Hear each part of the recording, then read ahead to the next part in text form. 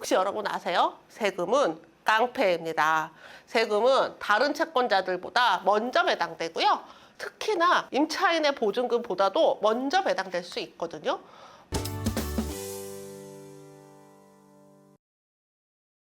경매하면 무조건 돈 번다고 생각하시는 분들이 있는데요.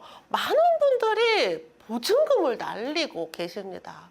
만약에 이제 2억짜리 물건에 입찰을 한다고 볼게요. 2억짜리 물건에 입찰을 하려면 입찰 보증금이 2천만 원이 있어야 되거든요. 2천만 원을 보증금 봉투에 넣어서 법원에 제출을 해요. 낙찰이 딱 됐어.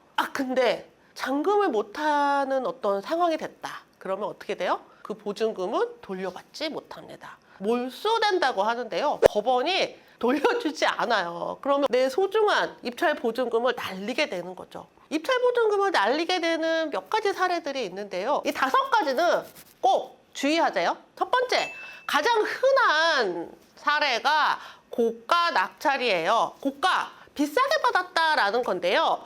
자, 비싸다라는 게 좀 어느 정도인지 감이 안 잡히실 수 있는데 경매는 목적 자체가 시세보다 저렴하게 낙찰 받는 것입니다. 시세보다 저렴하지 않으면 잘못된 낙찰이에요. 하물며 시세보다 비싸게 받으면 큰일이겠죠. 그냥 일반 매매하면 되잖아요. 일반 매매하면 집도 볼 수 있고 고쳐달라고도 할 수 있고 명도도 안 해도 되고. 그런데 일반 매매보다 비싼 낙찰을 받는다? 네, 치명적입니다. 고가 낙찰을 받는 이유는 한 가지예요. 현장 조사를 잘못했기 때문입니다. 내가 현장 조사하러 갔는데 부동산 중개사님 만나서 제가 집 좀 보러 왔는데요. 이런 집들은 얼마나 해요? 여기 아파트는 얼마예요? 라고 질문을 했다고 칠게요. 그럼 중개사님은 이분은 매수자구나. 집을 사려고 왔구나. 그러면 조금 고가 물건들을 얘기를 해서 조금 가격 조절을 해서 중개를 하려고 하십니다. 그러다 보니까 실제 거래되는 가격과 중개사님이 말씀하시는 가격이 조금 다를 수 있어요. 그래서 경매 낙찰받고 이제 팔려고 바로 매도하려고 중개사님 찾아갔는데 아이고 그 가격이 안 팔려요 라고 말하는 황당한 일을 겪게 되는 거죠. 그래서 현장 답사 가실 때 차라리 그냥 제가 경매 때문에 왔는데요, 낙찰받고 중개사님을 통해서 매도하면 얼마로 팔 수 있을까요? 라고 질문을 하시면 정확한 금액을 아실 수 있어요. 그런데 집을 사는 사람으로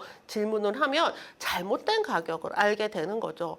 이 가격이 시세보다 좀 높다 혹은 시세랑 똑같다 해도 고민이 됩니다. 얘를 잔금 납부를 하여야 할지 아니면 잔금 납부를 포기하고 보증금을 날릴 것인지를 고민하게 되고요. 시세보다 좀 많이 높게 낙찰이 받았다면 오히려 보증금을 날리는 게 나은 일도 있습니다. 자, 두 번째요. 대출이 안 되는 경우가 있습니다. 경매는 원래 낙찰받고 낙찰가의 80%가 대출 나오는 거 아닌가요? 그렇죠. 대출이 근데 이 집의 가치만 보는 게 아니라 차주 대출을 받는 여러분들의 신용을 또 판단을 하거든요. 그냥 습관처럼 현금 서비스 10만 원씩 쓰거나 아니면 소득이 너무 작게 잡혀서 소득을 증빙할 수 없거나 뭐 이런 여러 가지 개인적인 사유로 대출이 안 돼서 잔금 납부를 못하는 경우가 아주 허다합니다. 잔금 납부를 못하면 우리가 미납이라고 하거든요. 미납을 하게 되면 보증금 법원에 몰수당한다고 했어요.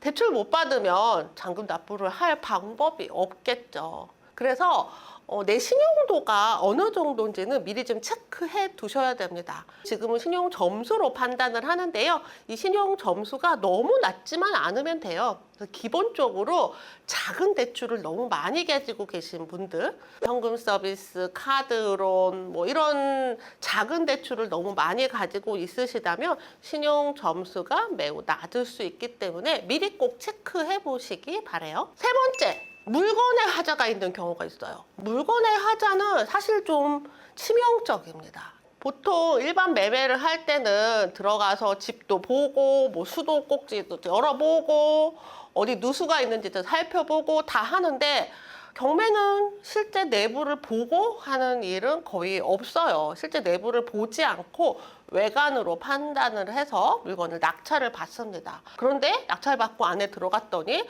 뭐 보일러 배관 다 터져 있고 집이 난장판으로 되어 있다. 복구하는데 큰 돈이 들 것 같다라고 하면 참 곤란한 상황이 되겠죠.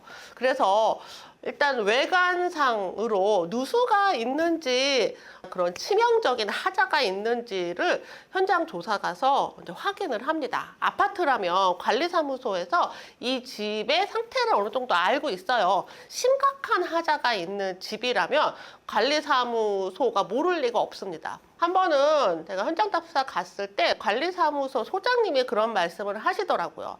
이 집은 보일러 배관이 터져서 아랫집에 물이 샜고요.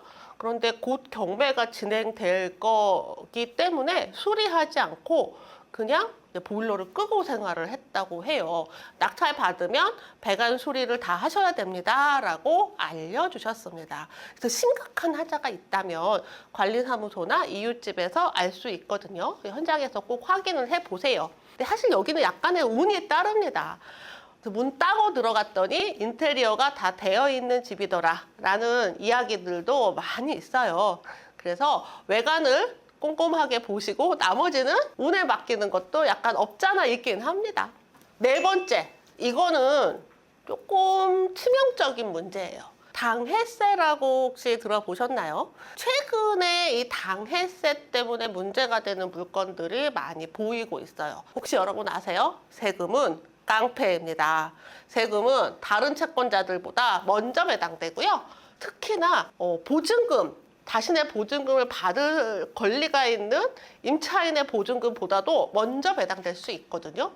만약에 권리가 있는 임차인의 보증금보다 먼저 배당되는 세금의 크기가 너무 커져 버린다면 낙찰 받고 나서 이 임차인의 보증금을 대신 내 호주머니에서 내어주어야 할 경우들도 생겨요.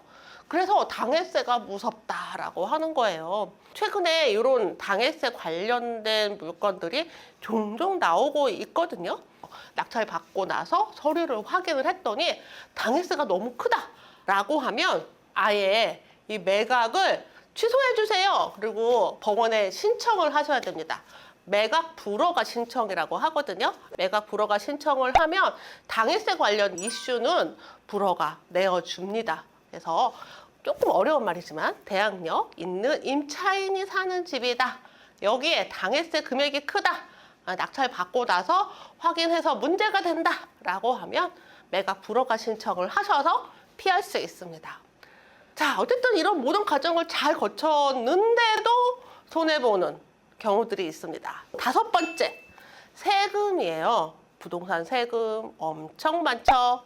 살 때 취득세 내죠. 갖고 있을 때 보유세 내죠. 팔 때 양도세를 내는데 여기에 또 뭐 임대소득이라도 있으면은 소득세까지 내야 되는데요.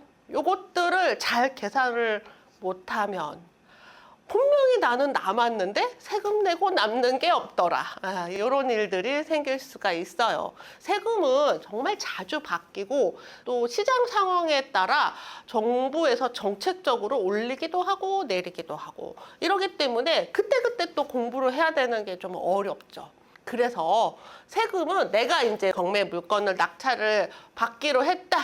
그 물건이 두 채가 넘어간다. 두 채까지는 그리 많지 않아요. 두 채가 넘어가서 세 채가 낸다. 이때부터 세금에 대해서 눈에 불을 켜고 좀 공부를 하셔야 되는데 다 떼고 남는 거 없는 이유가 바로 세금 때문이죠. 부동산 경매 처음 시작할 때는 너무 걱정 안 하셔도 돼요.